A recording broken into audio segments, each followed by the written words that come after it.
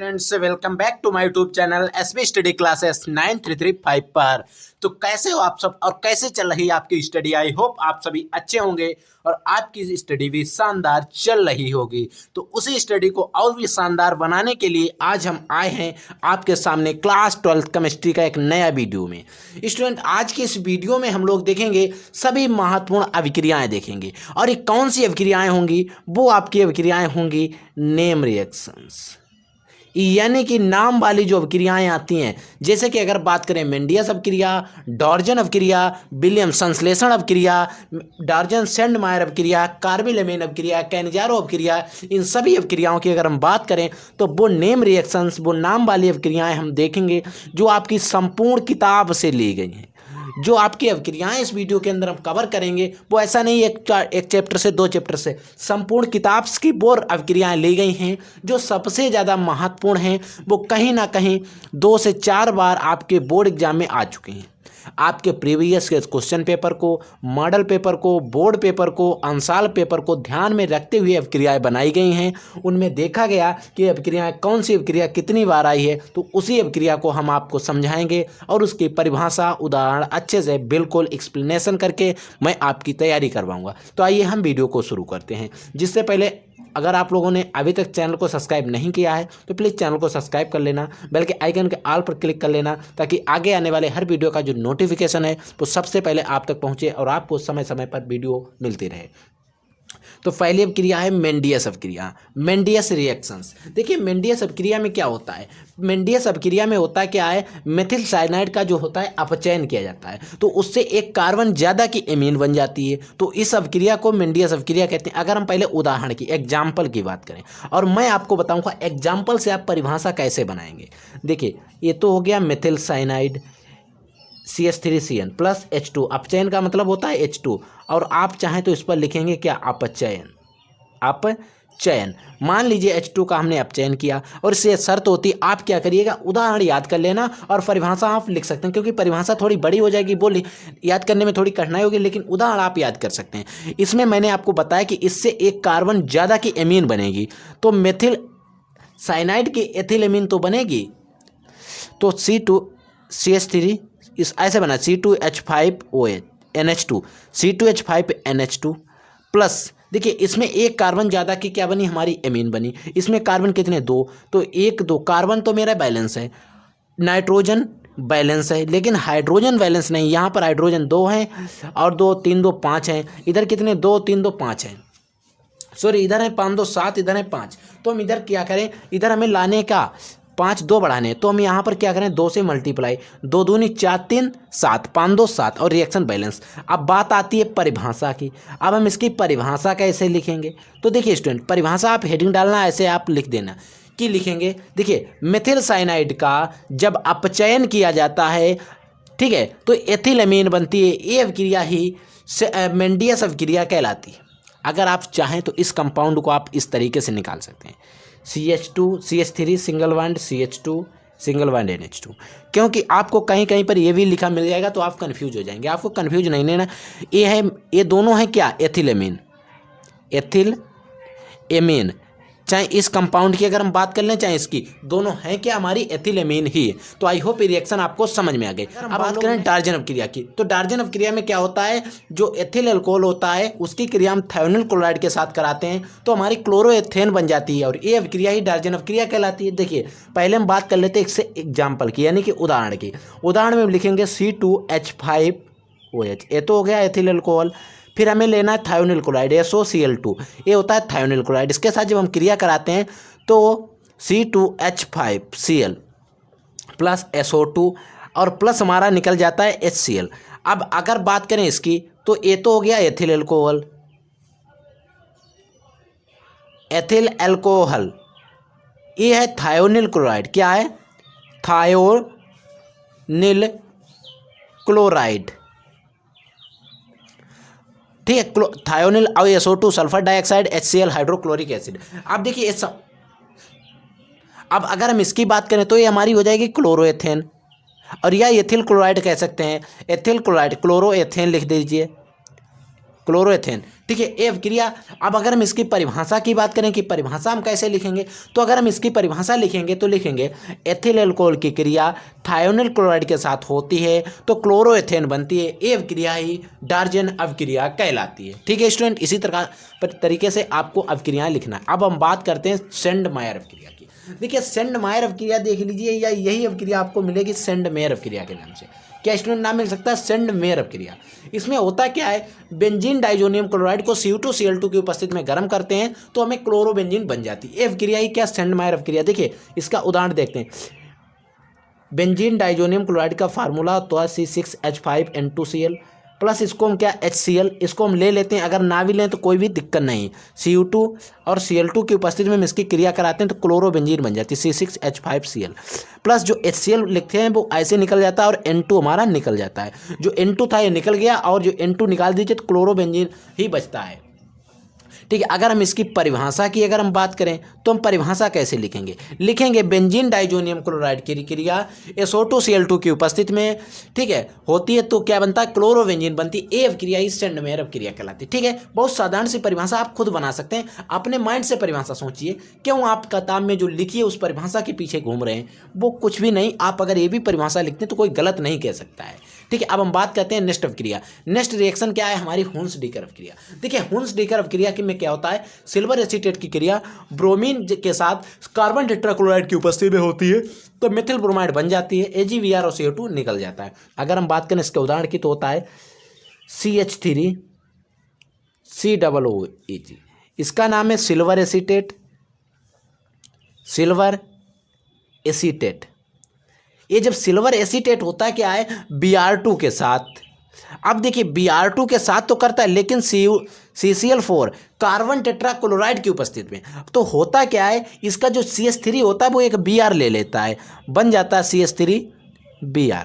ठीक है, अब हम बात करते हैं CH3Br बन गया। अब जो Ag था वो इसके Br के साथ में निकल गया, AgBr। अब देखिए क्या बचा, COO बचा और इसको हम निकाल देंगे CO2 के रूप में। बस ये हमारी जो अभिक्रिया हो कंप्लीट हो गई। अब बात आती है कि इसकी परिभाषा में हम लिखें क्या? परिभाषा में तो परिभाषा में आपको क्या लिखना है? देखिए मान लीजिए आपको इन कंपाउंड का नाम नहीं याद रहता है, एक तो मान लीजिए आपको पहला कंपाउंड याद है, दूसरा ये लास्ट वाला नहीं याद रहता, आपको नाम नहीं आता है, तो आप क्या करेंगे? लिखेंगे सिल्वर एसीटेट की क्रिया ब्रोमीन के साथ, इसका नाम है कार्बन टेट्राक्लोराइड, कार्बन टेट्राक्लोराइड के साथ होती है तो CH3Br बनता है। अभिक्रिया ही हुंस-डीकर अभिक्रिया कहलाती है। कोई दिक्कत नहीं, ऐसे भी आप लिख सकते हैं। अब हम नेक्स्ट रिएक्शन जो है वो है कार्बिल एमीन अभिक्रिया। कार्बिल एमीन अभिक्रिया में क्या होता है, एनिलीन को क्लोरोफार्म और किसी एक क्षार के साथ गर्म करते हैं तो आइसोसाइनाइड यानी कि फेनिल आइसोसाइनाइड बनता है। ये अभिक्रिया जो होती है हमारी कार्बिल एमीन अभिक्रिया होती है। देखिए बात कर लेते हैं, कार्बिल एमीन अभिक्रिया में एनिलीन लेते हैं, C6H5NH2 होता है एनिलीन का, फिर हम लेते हैं क्लोरोफार्म CHCl3 प्लस हम ले लेते हैं NaOH। चलो या आप ले ले KOH ले लेते हैं, KOH, क्योंकि NaOH की हमने कई बार पढ़ाई है, KOH नहीं लिया, तो अब इस वीडियो में हम KOH ले लेते हैं। तो इसमें बनता क्या है, C6H5NC, फेनिल आइसोसाइनाइड बन गया। अब और हमारे पास क्या निकलेगा, सॉरी इधर निकालिए, KCl निकलेगा और हमारे निकलेगा जल। अब बात आती है रिएक्शंस को बैलेंस की, तो रिएक्शन को बैलेंस के लिए आपको 3 यहाँ पर बढ़ाने हैं, 3 जल के पास बढ़ाने हैं। ठीक है, 3 जल के पास बढ़ाएंगे जब, तो अब हमें क्या पड़ा, KCl भी बढ़ाना है, तो KCl के पास भी हम 3 बढ़ा देंगे और रिएक्शन हमारी बैलेंस हो गई। आई होप ये रिएक्शंस आपको समझ में आ रहे हैं। अब हम लोग रिएक्शन नंबर 6 की बात करते हैं। तो देखिए स्टूडेंट, नेक्स्ट रिएक्शन क्या है हमारी? है रिएक्शन है कैनिजारो अभिक्रिया। कई बार बोर्ड एग्जाम में अनगिनतों बार आ चुकी है, very most important reactions. Cannizzaro अभिक्रिया में क्या होता है, देखिए मान लीजिए हम क्या लेते हैं, C6H5CHO, बेंजल्डिहाइड हमने ले लिया, इसको क्या करें, NaOH के साथ क्रिया कराएं, NaOH होना कैसा चाहिए, कौन, यानी कि इसको हिंदी में कहते हैं सांद्र। जब हम क्रिया करा देंगे तो हमारा बेंजल एल्कोहल बनेगा। क्या बनेगा, बेंजल एल्कोहल, C6H5CH2OH, इसका नाम है बेंजल एल्कोहल। और क्या बनता है, सोडियम बेंजोएट, C6H5COONA। अब देखिए, अब बात आती है कि इनके नाम लिखने की और रिएक्शंस को बैलेंस की। बैलेंस के लिए आपको 2 यहाँ पर बढ़ाने पड़ेंगे। इसका नाम है सोडियम बेंजोएट, सोडियम बेंजोएट, इसका नाम है बेंजल बेंजल होगा, एन ना बनेगा, बेंजल एल्कोहल, एल्कोहल, ये है बेंजल एल्कोहल। ठीक है, ये चीज़ हमारी। अगर हम बात करते हैं इसकी परिभाषा की, आपको परिभाषा इसकी कैसे लिखनी है, तो इसकी हम परिभाषा लिखेंगे, जब बेंजल डिहाइड की क्रिया सांद्र NaOH के साथ होती है, सोडियम हाइड्रोक्साइड के साथ होती है, तो बेंजल एल्कोहल और सोडियम बेंजोएट बनता है। ये क्रिया कैनिजारोव क्रिया कहलाती है। ठीक है, बस इतना आपको लिख देना, और कैनिजारोव क्रिया गलत नहीं है। अब हम लोग बात करते हैं विलियम संश्लेषण क्रिया की। तो देखिए, विलियम संश्लेषण क्रिया में क्या होता है, क्लोरोबेंजीन और मेथिल क्लोराइड की जब हम क्रिया करा देते हैं, विलियम संश्लेषण में क्लोरोबेंजीन नहीं लेते हैं, विलियम संश्लेषण में लेते हैं एथिल क्लोराइड और एथिल एल्कोहल को। किसको? एथिल क्लोराइड और एथिल एल्कोहल को। देखिए इसकी एग्जांपल देखिए पहले, C2H5Cl प्लस हम क्या लेते हैं, C2H5OH। इन जो दोनों को लेते हैं, जब हम इनकी क्रिया कराते हैं तो हमारे पास डाई एथिल ईथर बनता है। किसमें? विलियम संश्लेषण क्रिया में डाई एथिल ईथर। तो बनेगा C2H5O सिंगल बॉन्ड C2H5। ये हमारा है die ethyl ether, die ethyl ether. अब हम बात करते हैं, अब हमें निकालना क्या पड़ेगा, हाइड्रोजन क्लोराइड HCl हमें निकाल देना, क्योंकि इसका Cl बचा, इसका H बचा, जो HCl के रूप में निकल गया के।